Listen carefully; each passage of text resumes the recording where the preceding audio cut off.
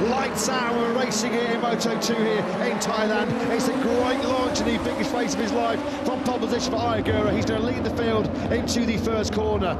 It's Moreira just about fending off Marcos Ramirez in the battle for third place on the brakes in the first corner. Salach and Arbolino, the two of Marvinus Racing teammates, go side by side as they charge down towards turn 3 for the first time. Can Canet find a way through on Ogura on the brakes? He's going for the inside line. Here comes Canet. Around the outside comes Arbolino. Around the outside of Salach and Ramirez. Is he going to make that work? He's got through on Salach. He's wide coming through turn 3, but Arbolino, battered and bruised, but are fighting 5th. Yeah, that's the best painkiller, just to go on the offensive and try and gain some places. Ogura and Moreira getting up on the inside. Moreira looking to take 2 places. He's going to lose them straight back again. Ambition potentially outweighing his ability there into turn 5. That was never going to work, was it? That's Aldeguer! Fermin Aldeguer. Fermin Aldeguer is going to get busted with that one.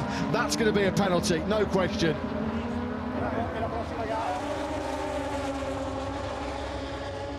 The incident currently under investigation. We'll have a close look at it as Ramirez goes through on Ogura. And coming from a long, long way back goes Lopez and Moreira, barging Ogura out of the way. Also coming through there was Jake Dixon as well, and Binder. That's getting really roughed up there on the brakes in the turn 12 as Ai Ogura. He comes over the line down in 7th place. At first glance on the Aldeguer incident with Arbolino, it looked like he was all on the teenage Spaniard. 49 points will be the gap between Canet and Ogura. Not enough as it stands right now for Ogura to wrap up the championship here today in Thailand. Binder on the charge now. Binder on the inside of Moreira. This is where Aldeguer and Arbolino clashed on lap 1. Binder, what a charge the South African has mustered already in the early part of this Thai Grand Prix. There he is on the Liqui Moly Husqvarna machine, through on Moreira, and now up into the top 5. This was what happened to Ogura. This is where he was hung out to dry, as Alonso Lopez and Diogo Moreira were both going for the same apex, and Ai Ogura just had to get out of that one. So both of the speed-up Boscoscura riders going ultra-aggressive on this first lap. At least Lopez kept his on the racetrack. Now I'm going to look on the inside of Binder into turn 4. No way through. It's worth pointing out as well, if Marcos Ramirez can get past Darren Canet from here, as Moreira has another look at Darren Binder.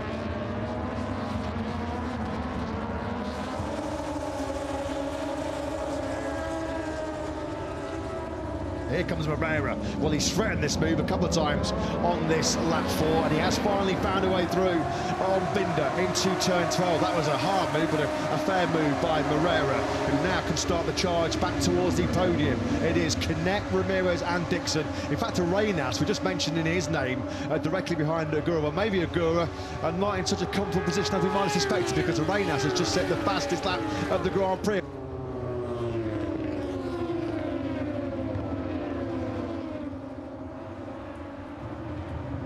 Real shame to see Tony Arbolino picking up further bruises this afternoon.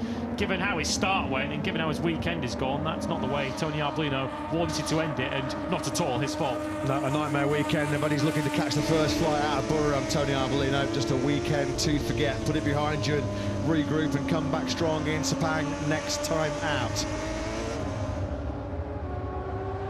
Fastest lap of the race now to Ai Ogura, although it was only a 1/10 of a second quicker than Binder up ahead of him. Binder still putting in good lap times at the moment there in 5th place. So Ogura now having a little look at the inside. Brave when you've got a world championship to fight for, and he sends down Binder to the car park. He does. Yeah, that will be looked at as well. That was a real barge on Binder, wasn't it, through turn 3. This is aggressive, isn't it, from Ai Ogura? You can see there Binder not willing to give the position up without a fight. He looks for a safe passage back onto the circuit. That was down into turn 3.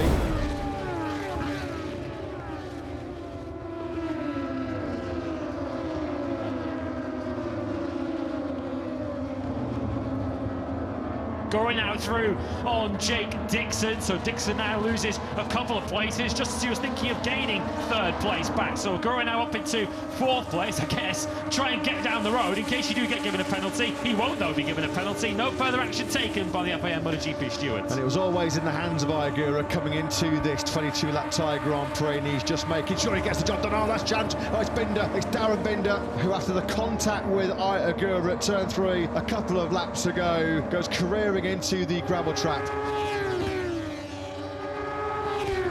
Now the Ogura is going to pick up some slipstream here. He's going to ease to the inside on Moreira. Past him before they hit the brakes into turn 3. Can Ogura get it stopped? Oh, big chatter on the front end there as he grabbed a handful of front brake.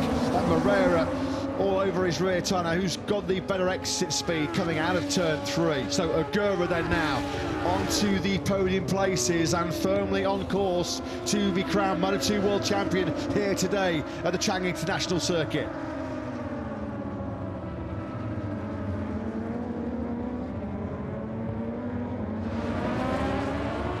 Over the line we go. Ogura still in the sort of mid to high 135, still comfortably the quickest rider out on circuit, and once again 4/10 faster than Ramirez on that lap 13. Well, now starting to pick up some slipstream, and turn 3 has been a popular passing spot for Ogura so far in this Grand Prix. He's gaining as he goes up through the gears, up to 280 kilometers an hour. But Ramirez, who does enjoy these sort of stop and go layouts, not too dissimilar to Ogura, tries to hold him off, but in the end breaks way too late. So I've got him on the cut back there. Beautiful bit of racecraft there by Ai Ogura, and now he's 60 points clear of Aaron Canet in the championship.